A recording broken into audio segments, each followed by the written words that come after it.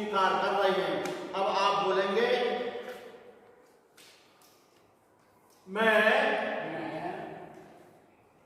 ब्रह्मा विष्णु महेश को ईश्वर नहीं मानूंगी और उनकी उपासना नहीं करूंगी।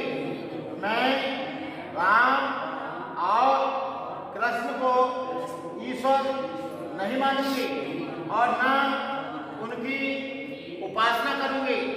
मैं गौरी गणपति आदि हिंदू धर्म के किसी भी देवी देवता को नहीं मानूंगी और उनकी उपासना भी नहीं करूंगी। मैं इस बात पर कभी विश्वास नहीं करूंगी कि ईश्वर ने अवतार लिया है। बुद्ध विष्णु का अवतार है।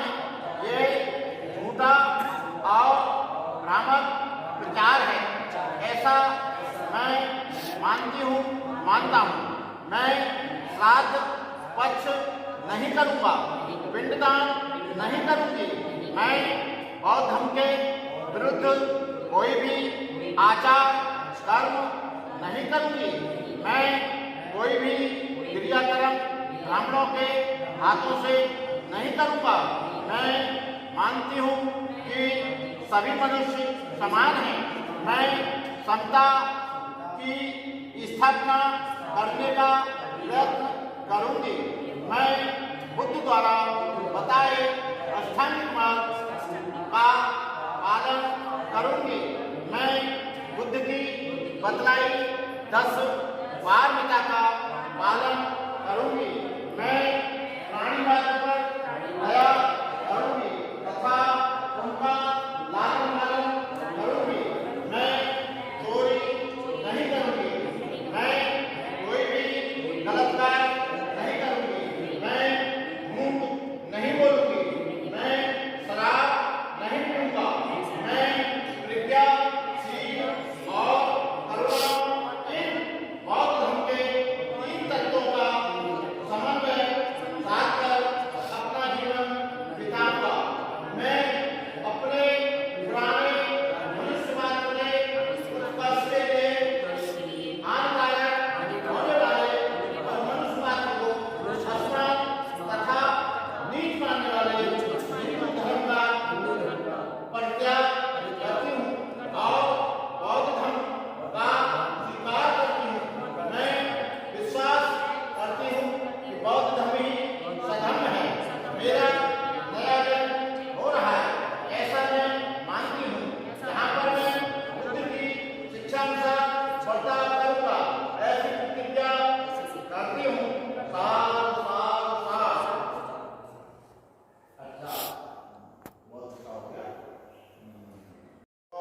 विनिमुक्तो सर्वसंता पराजितो सामवेरमतितन्तो निमुक्तो चतुरम्भवान् इचितं पचितं तुय्यं चित्तमेव समेजतु पनरसो यथा सर्वभीत्यो विभजन्तु सर्वरोगो विनश्यतु माते भवते अन्तरायो सुखी दीर्घायुको भव अभिवादं शीलस्य नित्यं बद्धापच्चायनो चत्तारो धम्मा पठन्ति आयु बलो सुखं बलम् आयुरोगो सम्पत्ति सर्ग सम्पत्तिमेव च अधो निर्वाण सम्पत्ति विनाति समिज्जन्तु आयुवर्गो धनवर्गो श्रीवर्गो यशवर्गो बलवर्गो गरुवर्गो सुखवर्गो सम्पदा भवतु सर्वमङ्गलं रक्षन्तु सर्वदेवता सर्वबुद्धानुभावेन सदा सोऽपि भवन्तु ते भवतु सर्वमङ्गलं रक्षन्तु सर्वदेवता सर्वधर्मानुभावेन सदा सोऽपि भवन्तु ते भवतु सर्वमङ्गलं रक्षन्तु सर्वदेवता सर्वधर्मानुभावेन सदा सोऽपि भवन्तु ते।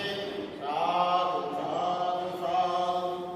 इमाय धम्मानुगं प्रपत्या बुद्धं पूजयामि। इमाय धम्मानुगं प्रपत्या धर्मं पूजयामि। इमाय धम्मानुगं प्रपत्या संघं पूजयामि।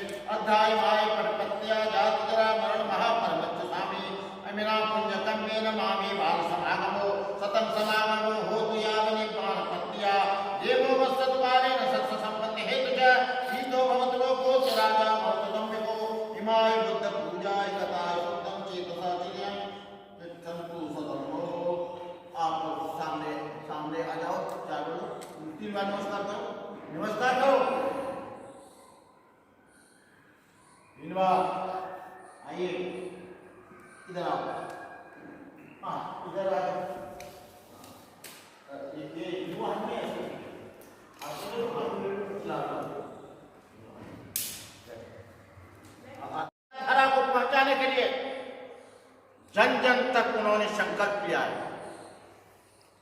बेटी जब मैं मिलता था आपके पिताजी से तो 30-35 साल पुराने संबंध नहीं, जब मैं इनके घर जाता था तो 3-4-5 वर्ष की थी है। इन्होंने अपनी बच्ची को इस तरह से तैयार किया और इन्होंने कहा मैं एक बेटी, जैसे अशोक ने अपने लड़का लड़की संघमित्रा और महेंद्र को सारी दुनिया में प्रचार करने के लिए भेजा था श्रीलंका, वैसे ही मेरी बेटी भी भारत के कोने कोने में महापुरुषों की विचारधारा पहुंचाने के लिए अपना जीवन अर्पित करती है। मैं जानता हूं बेटी रास्ता कठिन है, मैं इस रास्तों से गुजर कर आया हूं, तुम्हें परेशानियां बहुत होंगी, मैंने तुम्हें पहले भी समझाया था, लेकिन यदि तुम शीलवान रहे, अपने मन को तुमने अच्छा रखा, सदाचार का पालन किया, बुद्ध के अष्टांगिक मार्ग का पालन किया, बुद्ध की विचारधारा पर चले, तो दुनिया का कोई भी आदमी तुम्हारा कुछ नहीं बिगाड़ सकता। क्योंकि मैं जानता हूं कि दुनिया में अच्छे लोग बहुत कम हैं, बुरे लोग बहुत ज्यादा हैं। जब तुम समाज के बीच में जाओगी, लोगों की नजर धार्मिक नहीं होगी, लोगों की नजर द्वेष, घृणा और अन्य भावनाओं से भरी होगी। जब आदमी गलत नहीं होता है तो कोई दुनिया में गलत नहीं कर सकता, और सही होता है तो उसे कोई आदमी गलत नहीं कर सकता। मैं आज तुम आई हो, तुमने मुझे YouTube पर देखा सुना, यही मेरे यूट्यूबर शिष्य हैं जो मेरी विचारधारा को जन जन तक पहुंचाते हैं। आज 11 करोड़ लोगों तक मुझे पहुंचा दिया, और उस YouTube को सुनकर पूरे देश के लोग मुझे फोन करते हैं, दान देते हैं, सहयोग करते हैं। इसी तरह से जब से मैंने तुम्हारी पढ़ाने वाली वाइट अपने फेसबुक पर और अपने व्हाट्सएप पर डाली है, सैकड़ों लोगों के फोन मेरे पास आ रहे हैं। कौन ऐसी बच्ची है जो निःशुल्क गांव-गांव में जाकर पढ़ाने का काम कर रहे हैं। आदमी वृक्ष आज लगाता है, फल 20 वर्ष 10 वर्ष बाद आता है। आदमी आज सोचता है बिल्डिंग 50 साल में बन पाती है। तुम धीरे धीरे धीरे धीरे करके अपने कद को बढ़ाना, अपनी पहचान बनाना। मेरा आशीर्वाद तुम्हारे साथ हमेशा रहेगा, मेरी शुभकामनाएं तुम्हारे साथ हमेशा रहेंगी। मैं जानता हूं कि बहुत से लोग कहेंगे कि भंते करुणाकर ने किसी को दीक्षा नहीं दी। आज पहली बार इस 48 वर्ष में एक व्यक्ति को पहले दी थी मैंने 10 साल पहले या 4 साल पहले।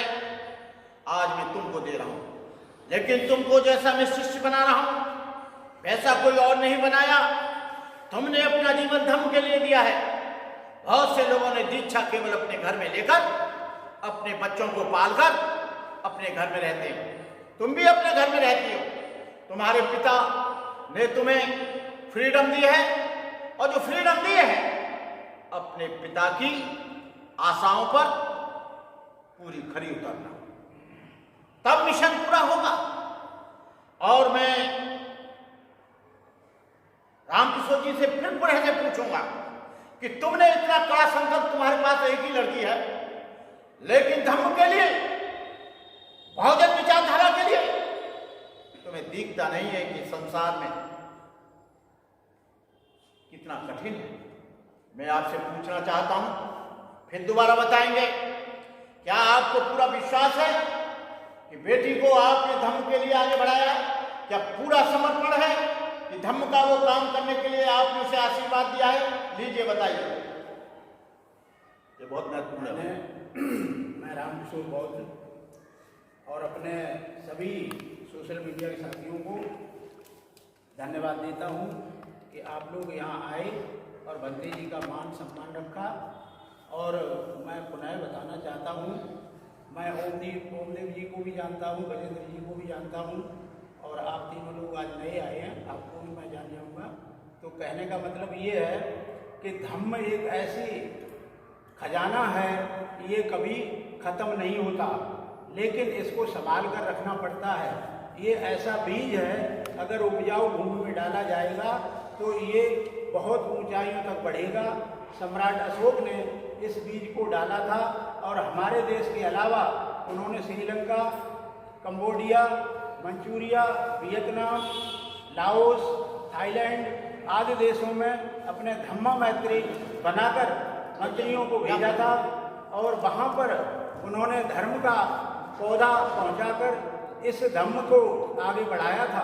तो मेरा भी विचार ये था कि मैं रामकिशोर बौद्ध, जब मैंने दीक्षा ली थी, बंदे जी भी थे, संकिसा एक जगह पड़ती है हमारे यहाँ एटा में, से फरकाबाद, मैनपुरी और एटा के बॉर्डर पे, तो वहाँ पर मैंने धम्म दीक्षा ली। फिर बाबा साहब की जयंती में गौतम बुद्ध इंटर कॉलेज में हमने 75 लोगों ने बौद्ध धर्म की दीक्षा ली 1990 में। और मैंने ये संकल्प किया था, जो बाबा साहब ने दोहराया था कि मैं इस व्यवस्था में पैदा हुआ, ये मेरे बस की बात नहीं थी, लेकिन मैं इसमें रहकर मरूंगा नहीं, ये मेरे बस की बात है। तो मैंने बाबा साहब का मान सम्मान और भगवान बुद्ध का स्वाभिमान और सम्राट अशोक का स्वाभिमान रखते हुए मैंने अपनी पूर्ण प्रतिज्ञा को करते हुए मैंने सोचा कि एक बच्चे को धर्म के प्रचार प्रसार के लिए देना चाहिए। तो जिस तरीके से सम्राट अशोक ने अपने 2 बच्चों को दिया था, महेंद्र और संघमित्रा को श्रीलंका भेजा था, पीपल का पौधा लेकर उन्होंने अनुराधापुरम में जाके लगाया और वहाँ धर्म का प्रचार प्रसार हुआ। आज भी वो पौधा जीवित है और नासिक में उस पौधे के द्वारा तैयार किया गया पौधा, बंदे जी उस दिन बोल रहे थे, नासिक में 10 साल का प्रयास करने के बाद श्रीलंका से पुनः भारत में वो पौधा आया। तो मैं समझता हूँ आप लोगों के माध्यम से ये भगवान बुद्ध का धम्म, ये सम्राट अशोक का खजाना बहुत दूर दूर तक जाएगा और हमारा भारत पुनः, बाबा साहब का सपना था कि मैं भारत को बुद्धमय बनाऊंगा, तो मैं भी यही चाहता हूँ कि अपने बच्चे के द्वारा इसको पुनः स्थापित किया जाए और भारत को बुद्धमय बनाया जाए। और इन्हीं शब्दों के साथ मैं बंदे जी को आगे कार्रवाई के लिए देता हूँ। धन्यवाद। मैं अब उनकी बेटी पंसीला से पूछना चाहूँगा, तुम्हारे बहुत से बौद्ध भिक्षु हैं, उनसे दीक्षा क्यों नहीं ली? और मैं कह भी रहा था कि मैं अपने गुरुजी से आपको दीक्षा दिलाऊंगा, लेकिन तुम्हारी हठ धर्मिता ने मुझे झुका दिया और मुझसे ही दीक्षा क्यों ली? मेरे अंदर ऐसा कौन सा गुण है और मेरे से किन बातों से प्रभावित हुई? मैं पंसीला बौद्ध आप सभी सोशल मीडिया के साथियों को जय भीम नमो बुद्धाय बोलती हूँ।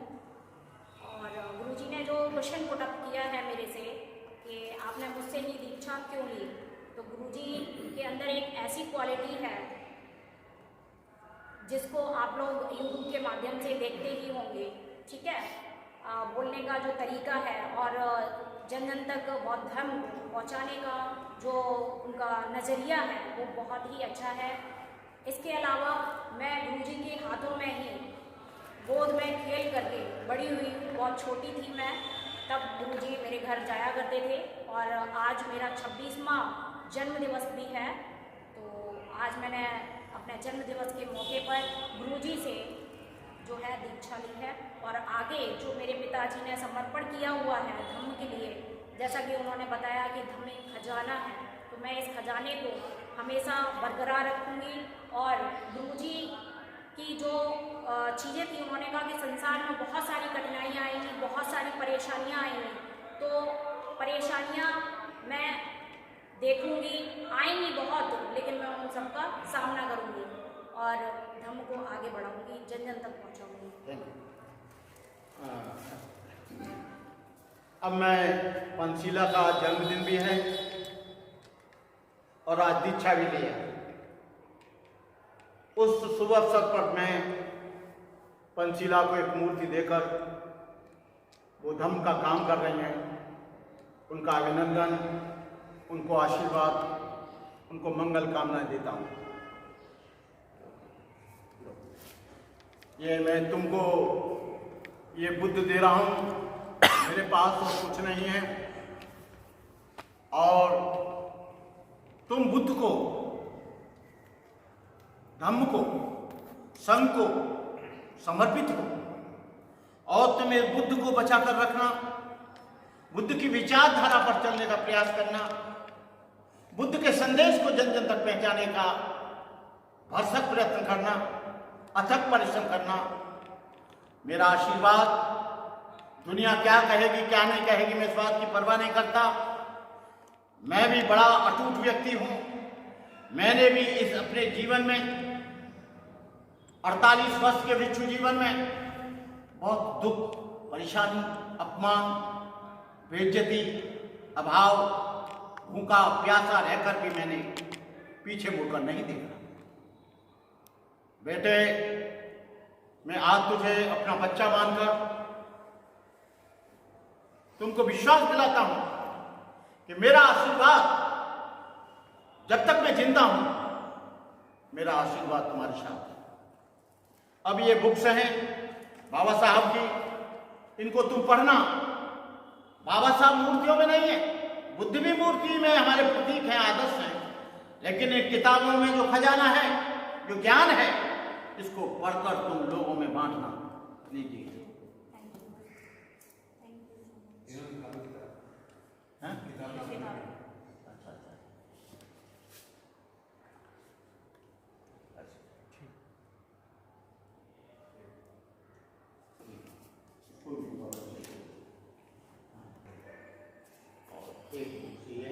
इसमें संस्कार और सत्कार पाठ है, पूजा पाठ है, इसमें पूरा भाई भाषा की बात प्रतिज्ञाएं, कैसे पूजा करते हैं, कैसे करते हैं,